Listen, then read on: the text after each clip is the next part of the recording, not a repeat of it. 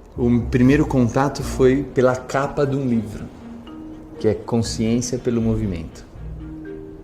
E na época eu estava buscando exatamente caminhos, possibilidades de desenvolver o que eu achava que fosse consciência, que é, não sei, ser menos automático, assim, e ter mais vida, digamos. E achava que o movimento era um caminho interessante para isso. Eu estava numa escola de Kung Fu, investigando essas possibilidades, e na biblioteca dessa escola tinha o livro Consciência pelo Movimento. Então ele pareceu ser bem direto no ponto que eu queria. Aqui a gente tem um cara que trabalha com isso. Então na mesma escola tinha o Ricardo Ossi, que foi um pioneiro, um dos pioneiros do Feldenkrais, que já participou de livros teu antes. Ricardo Ossi, ele fazia Kung Fu nessa mesma escola. E aí eu comecei a fazer aula com ele. Eu trabalhava com rede de computação em banco. Cuidava de rede de computador, quer dizer. Mas todo o tempo vago que eu tinha, eu estudava coisas desse gênero. Kung Fu, Feldenkrais e outros mais. E aí eu fazia uma vez por semana, fazia 2 vezes por semana. E fui gostando daquilo. Aquilo foi fazendo sentido para o que eu buscava em mim. Eu estava muito encaixado na estrutura. Sabia que aquilo eu tinha que fazer outra coisa, mas eu não tinha... Eu gostava muito de biologia, gostava muito da vida, de como a vida se organiza e tal. E ficava estudando isso tudo. Mas não tinha jogo para sair, embora quisesse. Como algumas pessoas que a gente conhece, eu trabalhava 11 meses por ano para tirar um mês de férias. E aí chegou o meu sagrado mês de férias, para onde eu vou? E aí eu encaixava no meu mês uma formação de Feldenkrais que estava tendo no Havaí. Então eu falei, nossa, eu faço as duas coisas, já vou para minha natureza e faço, eu pensava, se eu faço 2 vezes por semana, ali eu vou fazer um mês todo dia, vários, eu vou avançar minha pesquisa pessoal muito em um mês. Só que quando eu cheguei a coisa foi demais de forte. Então, cada dia que passava eu ia entrando em surto de falar, meu Deus, eu quero fazer esse negócio. Como é que eu vou fazer isso? Eu não posso. Tô lá na minha caixa, mas eu quero fazer isso aqui. E foi. A tensão subindo. Feldenkrais, ele tem 2 modalidades, uma delas é com o toque. Então eu tive uma sessão de toque, chama-se integração funcional, com o professor lá, Jerry Carson. Quando eu saí da sessão, terminou, vai andar ali no jardim, tinha um jardim no Havaí, uma coisa que não era ruim, vendo o vulcão ao longe, coisas assim. Aí eu saí andando e o estado era totalmente diferente. Não só sensações de corpo, coisas assim, o estado mesmo era totalmente outro. Essa modalidade chama-se de integração funcional. Era um estado, eu não sabia dizer isso, mas hoje eu posso dizer assim, era um estado mesmo de integração funcional. Quer dizer, eu penso, sinto, vou agir e tudo está integrado. Então, de repente, eu estou andando sem o meu arsenal diário e tão íntimo de contradições. Não dá, então eu vou ter que saber gerar isso em mim. Era o pensamento que me vinha. Coladinho com o outro. E tenho que passar isso para as pessoas. Tenho que conseguir gerar isso em mim e comunicar isso para alguém também, porque é sensacional. Esse cara, esse que eu já mencionei, Jerry Carson, ele tá vivo ainda, tem 80 anos agora. Ele foi aluno direto do Feldenkrais. Ele tá na história do método, como graças a ele é que várias coisas se fizeram na imposição do método no mundo. Mas ele era o diretor pedagógico dessa formação, então eu ia lá, fiz toda a formação por ele, que então, por vários motivos, foi marcando. E depois eu trouxe essa formação para o Brasil, uns 10 anos depois. E ele é que foi o diretor pedagógico aqui, da formação 1, da formação 2, da formação 3. Então foi a pessoa com quem eu mais acompanhei por anos, traduzindo, vivendo, trocando informações e tudo. Então ele não é alguém muito formatado pelas convenções. Então é um cara mais vivo, né? Então isso permitia a gente interagir, porque isso é uma qualidade que eu busco.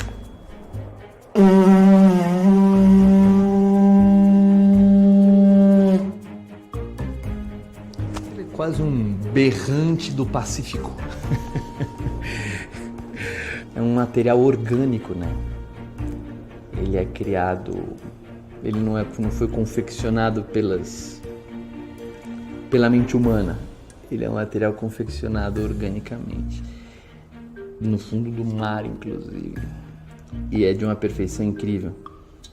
E ao mesmo tempo irregular. E tem uma força tremenda. Então, as forças orgânicas, né, se você olhar de perto aqui, lembra alguns pedaços de partes de osso também.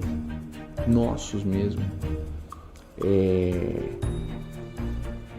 As inteligências e as forças da natureza, como elas criam a matéria, criam um movimento, criam uma expressão.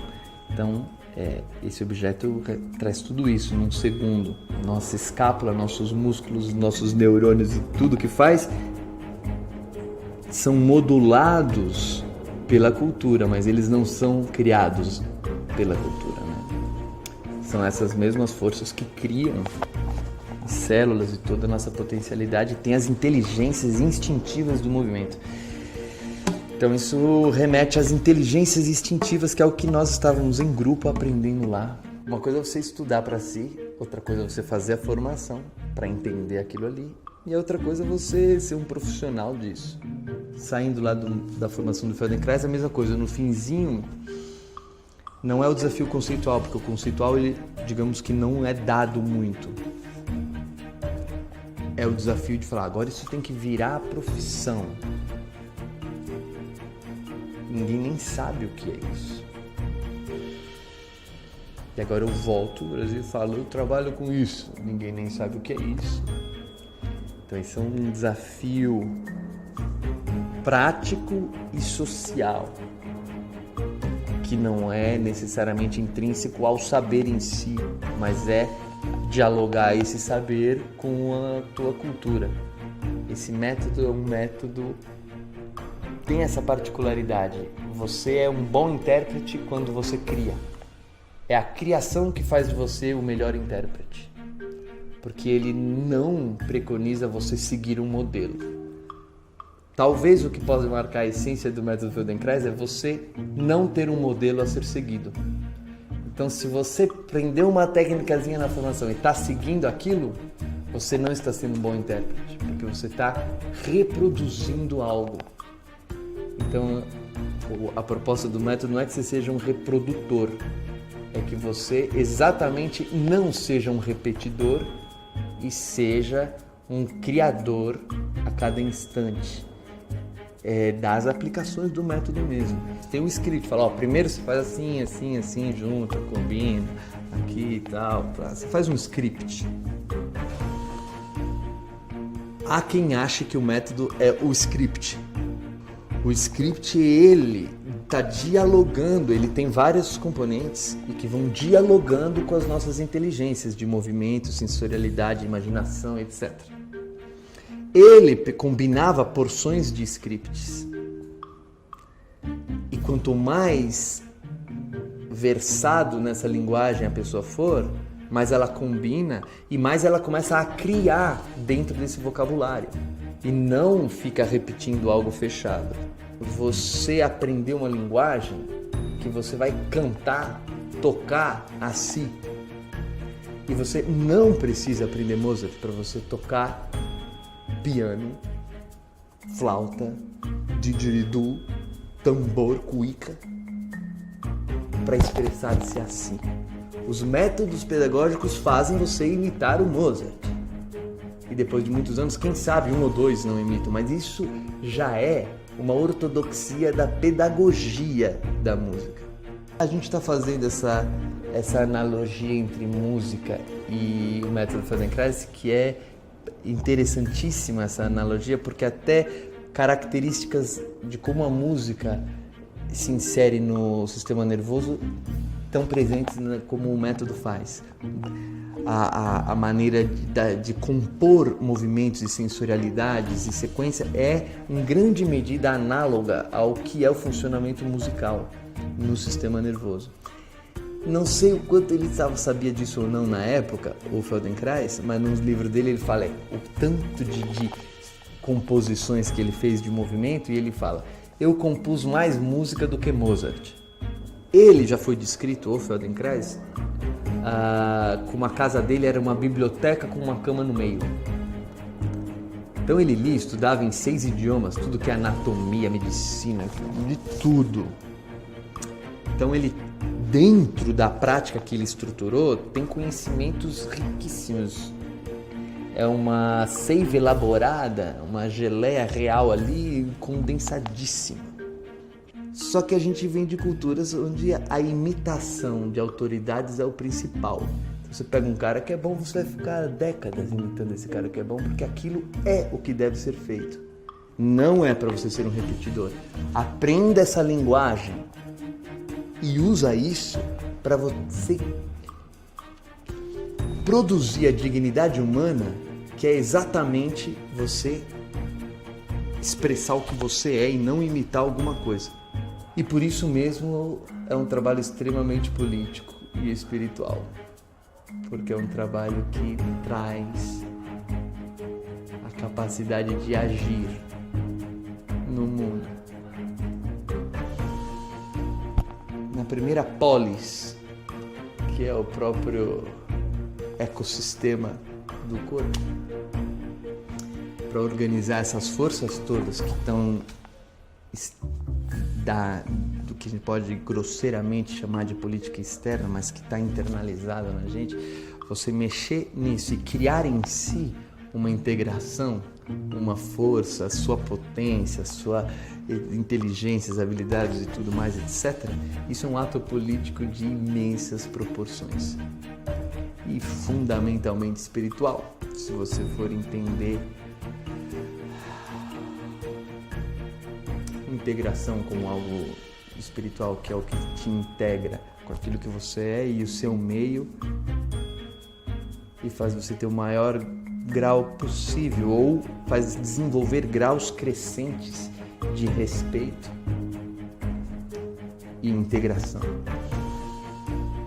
Eu vi não só o Jerry, mas vi outros formadores também, nos Estados Unidos, na Alemanha, na Argentina. Então vi as pessoas ensinando esse modelo que hoje eu chamo de um modelo tradicional, que se estruturou no final dos anos 70 para os anos 80. Ali nessa transição, nos primeiros anos da década de 80, se estruturou um modelo de formação internacional de Feldenkrais, que é feito nesses moldes em vários lugares. Então, é o mesmo molde que ele é transplantado para outro lugar. A formação de profissionais, ela tem um script. O método não quer, mas a formação quer. Então, ela tem um script. E você é intérprete do script. Então, eu trouxe o script. E fui sendo intérprete deste script. Tem lá seus desafios, mas tem toda o respaldo do script. Porque eu falo, eis o script com ISO 14000 internacional. Eu já estou bem relax. O método é uma coisa. A formação é outra. A formação segue scripts definidos historicamente por outras razões, são convenções sociais. E é essa que eu trago e ela é genial. Trouxe, e inclusive essa camiseta é uma delas. Há 3 anos atrás começou a ficar mais forte assim. Eu via na formação, poxa, isso que o aluno está trazendo, essa questão que o aluno está querendo entender, não foi totalmente coberta. Precisa ser trabalhado de outras formas para essa pessoa entender. Então eu ia vendo gaps, eu ia vendo lacunas na compreensão dos alunos. E que essas lacunas vão sendo levadas adiante, porque assim vai, por várias características. E isso foi crescendo, e produzindo em mim uma força talvez igual àquela que eu senti no Havaí em 1999. Quase 20 anos depois, eu senti uma força quase igual, falando, não, eu vou ter que fazer uma coisa, eu vou ter que fazer isso daqui. Nesse ano, inclusive, eu acho que eu posso dizer que mais genuinamente é quando eu me tornei um formador. Porque começamos a criar uma nova forma de produzir profissionais. Não seguindo aquele script, seguindo outra lógica totalmente diferente.